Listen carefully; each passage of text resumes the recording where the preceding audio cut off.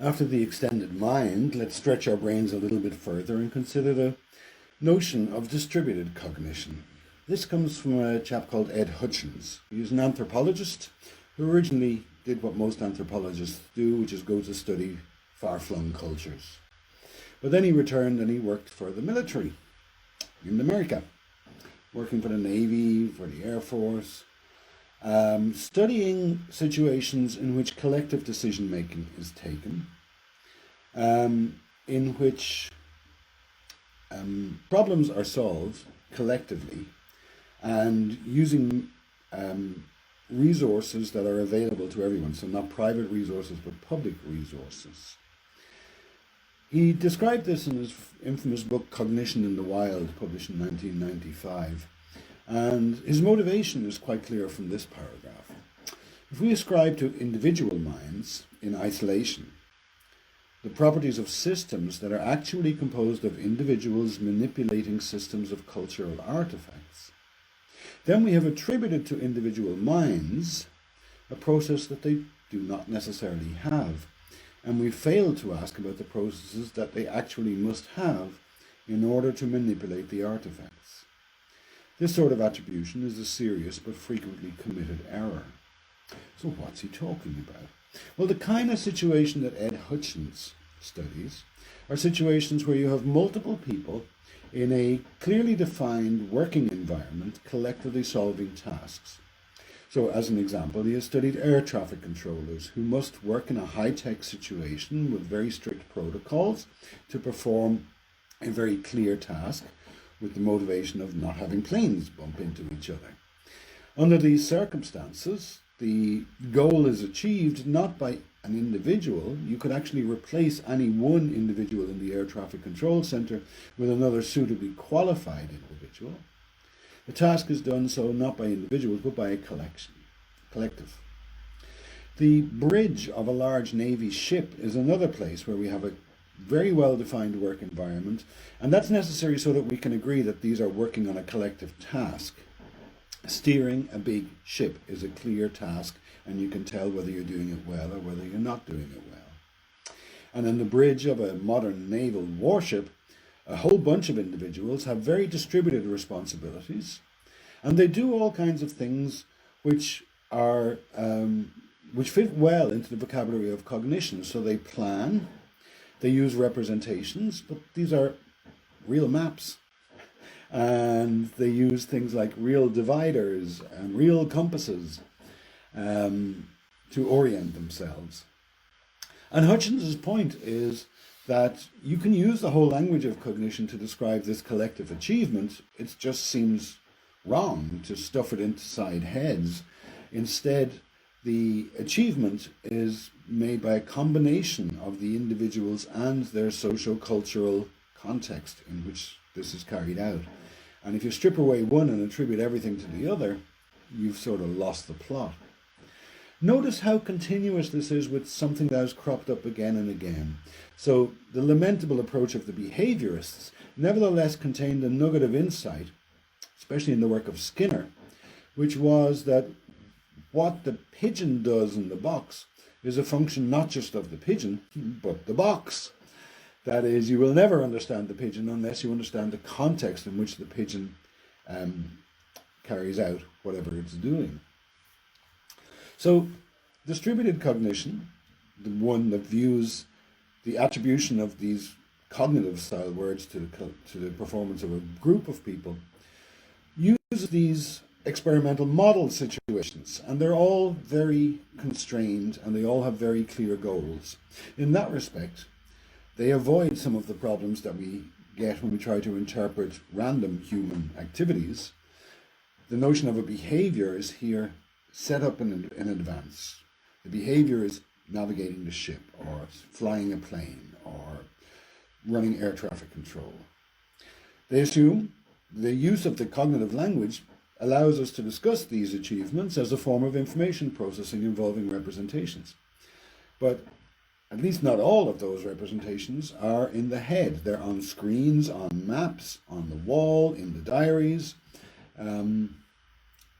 So one's extended mind has given us permission to consider those things as part of the cognitive economy.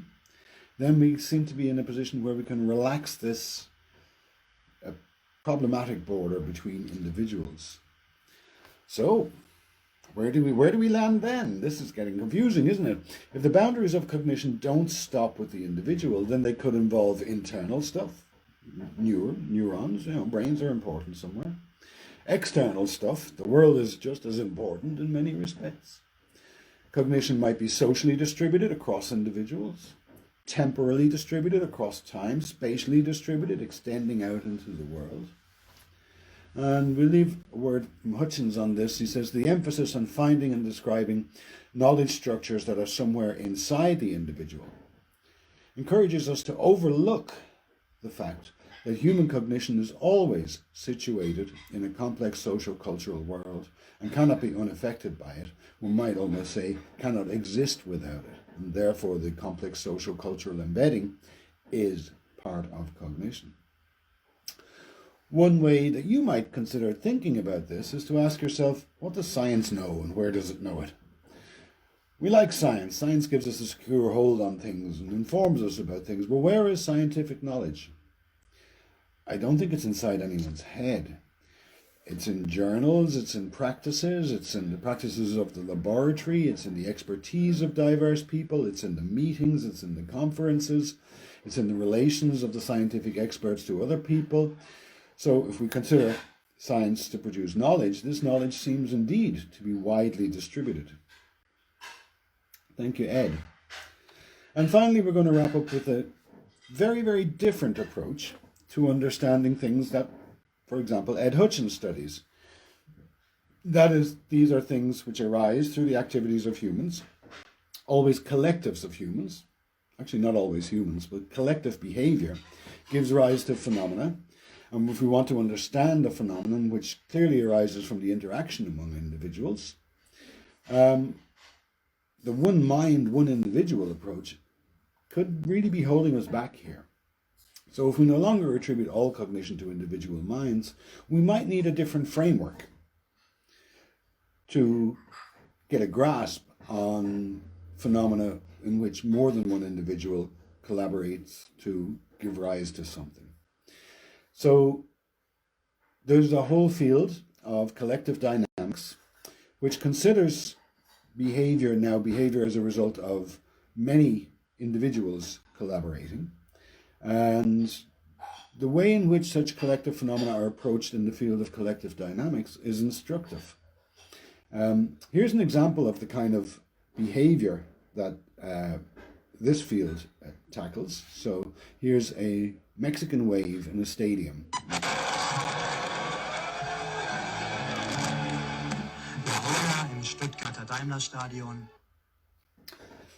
You're familiar with the Mexican wave. That's something that a whole bunch of people do, and they do it only under specific circumstances. They've got to gather in a stadium. They have to be packed in with a particular density.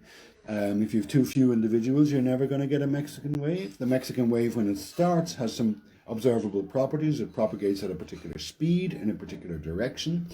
There are conditions under which it arises, and there are conditions under which it goes away. So the Mexican wave is a fine object to study.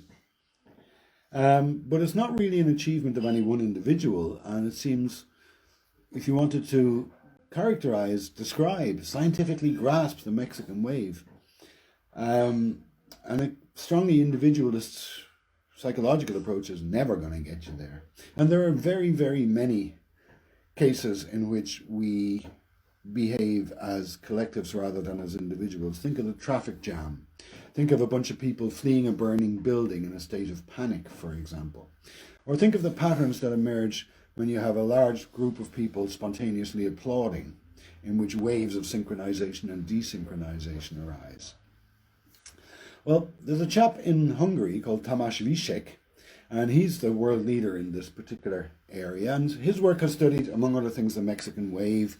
It studied schooling and shoaling behavior in fishes, flocking behavior in birds, herds of large animals. So always these collective phenomena.